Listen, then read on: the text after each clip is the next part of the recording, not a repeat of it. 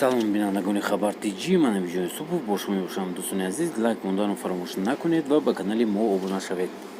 Нахустин гурӯҳи зиндониёне ки афв шуда дар вилояти Суғд имрӯз 29 октябри соли 2019 аз дари маҳкама берун шуданд.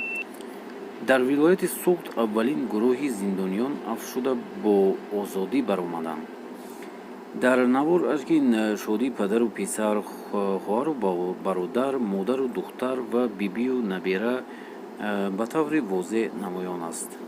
зани пиронсоле ба истибои ҳамсараш ашки шодӣ рехта аз хурсандӣ ба сароидан медарояд. ҳамчунин дар навор ду ҷуфт дида мешаванд. модар писари озодшудаи худро ба канор мегирад ва духтаре аз дидани маъшуқаш ӯро чанд бор ба оғӯш мегирад.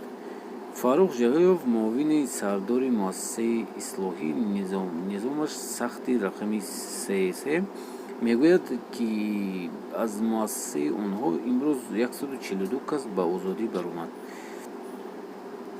Назарзода Иброҳим Амонулло, нозири калония оид ба таъмини ҳуқуқи Конститутсияи Тоҷикистон, маҳкумшудагон дар раёсати иҷроӣ ҷазои вазорати адлия дар вилояти Суғд дар суҳбат бо хабарнигарон гуфт, бар асоси Қонуни Ҷумҳурии Тоҷикистон дар бораи афв дар соли 2019 беш аз 2800 нафар онҳое ки дар Суғд зиндонӣ шуда буданд ва ё айбдору гумонбар ба ҳисоб мерафтанд, афв карда шуданд.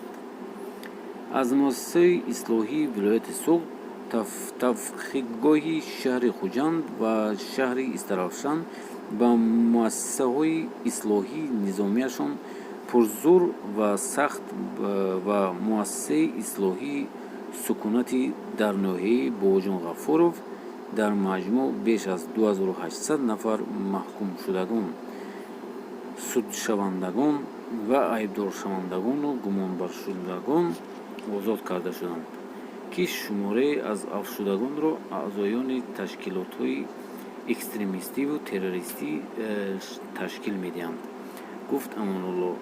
Хешу ақрабои зиндониёни озодшуда дар навор аз ибтикори Раиси Ҷумҳурии Тоҷикистон барои афви 20 000 зиндонӣ истиқбол карда дар ҳаққи ӯ дуо мекунанд. дӯстони азиз, ин буд видеои имрӯзаи мо. шумо чӣ фикр доред? Барои чанд 20 000 нафарро озод кардан